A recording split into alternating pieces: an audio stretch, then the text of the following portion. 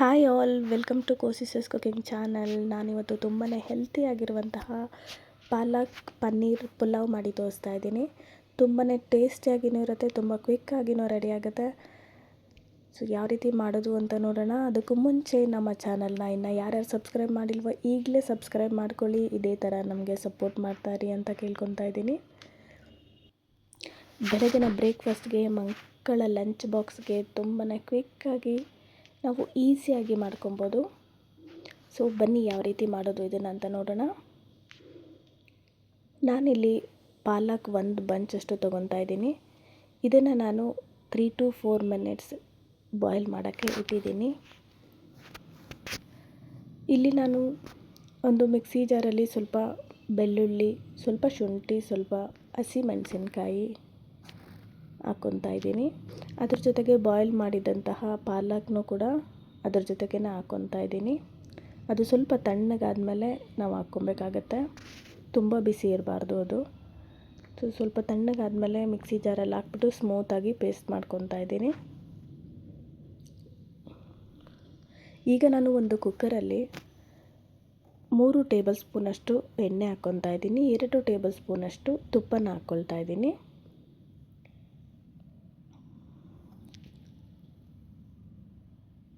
ಅದ್ರ ಜೊತೆಗೆ ಸ್ವಲ್ಪ ಚಕ್ಕೆ, ಸ್ವಲ್ಪ ಲವಂಗ, ಸ್ವಲ್ಪ ಮರಾಠಿ ಮೊಗ್ಗು 2 ಹಾಕ್ಕೊತಾ ಇದ್ದೀನಿ, ಸ್ವಲ್ಪ ಕಸೂರಿ ಮೇಥಿ, ಅದ್ರ ಜೊತೆಗೆ 2 ಏಲಕ್ಕಿ, ಸ್ವಲ್ಪ ಸೋಂಪು ಕೂಡ ಅದ್ರ ಜೊತೆಗೆ ಸ್ವಲ್ಪ ಹಾಕ್ಕೊತಾ ಇದ್ದೀನಿ.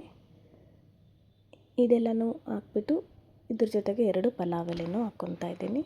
ಸೊ ಇದೆಲ್ಲನೂ ಸ್ವಲ್ಪ ಹೊತ್ತು ಫ್ರೈ ಆದಮೇಲೆ ಒಂದು ಈರುಳ್ಳಿ ಕಟ್ ಮಾಡಿ ಅದ್ರ ಜೊತೆಗೆ ಹಾಕ್ತಾಯಿದ್ದೀನಿ. ಈರುಳ್ಳಿ ಚೆನ್ನಾಗಿ ಸಾಫ್ಟ್ ಆಗಬೇಕು. 1 ನಿಮಿಷ ಚೆನ್ನಾಗಿ ಅದನ್ನು ಫ್ರೈ ಮಾಡಬೇಕಾಗತ್ತೆ.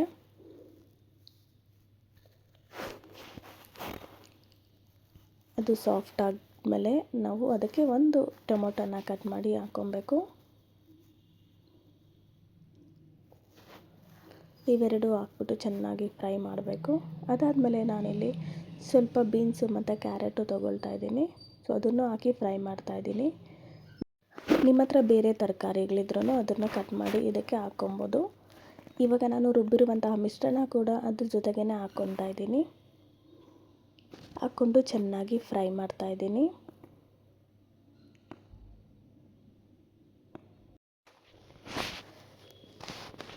ಚೆನ್ನಾಗಿ ಮಸಾಲೆ ಎಲ್ಲ ಹಸಿ ಸ್ಮೆಲ್ ಹೋಗೋವರೆಗೂ ನಾವು ಫ್ರೈ ಮಾಡಬೇಕಾಗತ್ತೆ. ಸೊ 1-2 ನಿಮಿಷ ಇದೇ ಥರ ನಾವು ಇದನ್ನು ಫ್ರೈ ಮಾಡ್ಕೊಬೇಕಾಗತ್ತೆ. ಇದಾದಮೇಲೆ ನಾನು ಇದಕ್ಕೆ ಇವಾಗ ಪನ್ನೀರ್ ಆ್ಯಡ್ ಮಾಡ್ತಾಯಿದ್ದೀನಿ. 200 ಗ್ರಾಮ್ ಅಷ್ಟು ಪನ್ನೀರ್ ತಗೊಂಡಿದ್ದೀನಿ. ಸೊ ಅದಕ್ಕೆ ಹಾಕ್ಕೊಳ್ತಾ ಇದ್ದೀನಿ. ಪನ್ನೀರ್ ಹಾಕ್ಕೊಂಡು ಚೆನ್ನಾಗಿ ಮಿಕ್ಸ್ ಮಾಡಬೇಕು. ಇದನ್ನು ಒಂದು 5 ಮಿನಿಟ್ಸ್ ನಾವು ಹಾಗೆ ಬಾಯ್ಲ್ ಆಗೋಕ್ಕೆ ಬಿಡಬೇಕು. ಇದು ಹಸಿ ಸ್ಮೆಲ್ಲೆಲ್ಲ ಹೋಗಿ ಚೆನ್ನಾಗಿ ಬಾಯ್ಲ್ ಆದಮೇಲೆ ನಾವು ಮೊದಲೇ ನೆನೆಸಿಟ್ಟಿರುವಂತಹ ಅಕ್ಕಿನ ನಾನು ಇವಾಗ ಹಾಕ್ಕೊತಾ ಇದ್ದೀನಿ. ನಾನು 1.5 ಗ್ಲಾಸಷ್ಟು ಅಕ್ಕಿನ ತಗೊಳ್ತಾ ಇದ್ದೀನಿ. ಸೊ ಇದು 2ರಿಂದ 3 ಜನ ತಿನ್ನುವಷ್ಟು ಅನ್ನ ಆಗುತ್ತೆ. ಇದನ್ನು ಹಾಕ್ಬಿಟ್ಟು ಸ್ವಲ್ಪ ರುಚಿಗೆ ತಕ್ಕಷ್ಟು ಉಪ್ಪು ಹಾಕ್ಬಿಟ್ಟು ನಾವು ಚೆನ್ನಾಗಿ ಮಿಕ್ಸ್ ಮಾಡಬೇಕಾಗತ್ತೆ.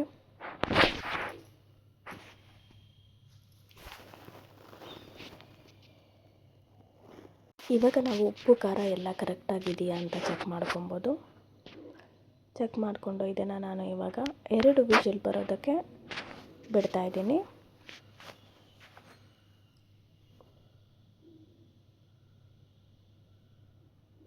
ಸೊ 2 ವಿಷಲ್ ಬಂದಾದಮೇಲೆ ನೋಡಿ ರೈಸು ಚೆನ್ನಾಗಿ ರೆಡಿಯಾಗಿದೆ. ತುಂಬಾ ಟೇಸ್ಟಿಯಾಗಿರುತ್ತೆ.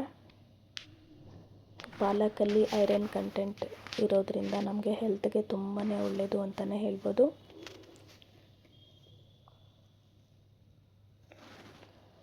ಸೊ ತುಂಬಾ ಟೇಸ್ಟಿಯಾಗಿ ಹೆಲ್ತಿಯಾಗಿ ಮನೆಯಲ್ಲೇ ನಾವು ಪ್ರಿಪೇರ್ ಮಾಡ್ಕೊಬೋದು.